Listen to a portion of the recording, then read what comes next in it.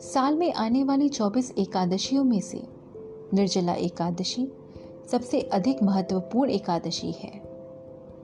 कहा जाता है इस दिन व्रत रखने का महत्व खुद महर्षि वेदव्यास ने भीम को बताया था। यह व्रत काफी कठिन माना जाता है। इसे निर्जला रहकर रखा जाता है।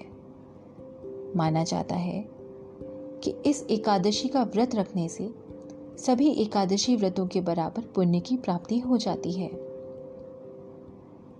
इसे पांडव एकादशी, भीमसेनी एकादशी या फिर भीम एकादशी भी कहा जाता है।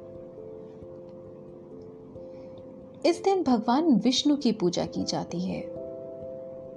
एकादशी के सूर्योदय से लेकर द्वादशी के सूर्योदय तक अन्न व जल कुछ ग्रहण नहीं किया जाता। इस दिन अन्न, वस्त्र या किसी भी वस्तु के दान का विशेष महत्व माना जाता है। इस व्रत में कही जाने वाली संक्षिप्त कथा कुछ इस प्रकार है। पांडवों में दूसरा भाई भीमसेन खाने पीने के अत्यधिक शौकीन थे और अपनी भूख को नियंत्रित करने में सक्षम नहीं थे। इसी कारण वे एकादशी का व्रत नहीं कर पाते थे। भीम के अलावा सभी पांडव भाई और द्रौपदी साल की सभी एकादशी व्रतों को पूरी श्रद्धा भक्ति से किया करते थे। भीमसेन अपनी इसी लाचारी और कमजोरी को लेकर बहुत परेशान थे। उन्हें लगता था वे एकादशी का व्रत ना करके भगवान विष्णु का अनादर कर रहे हैं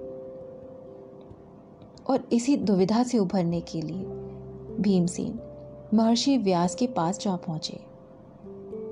तब महर्षि व्यास ने भीमसेन को साल भर में एक बार निर्जला एकादशी व्रत करने की सलाह दी और कहा, निर्जला एकादशी साल की 24 एकादशियों के तुल्य है और इसी पौराणिक कथा के बाद निर्जला एकादशी, भीमसेनी एकादशी या पांडव एकादशी के नाम से प्रसिद्ध हो गई।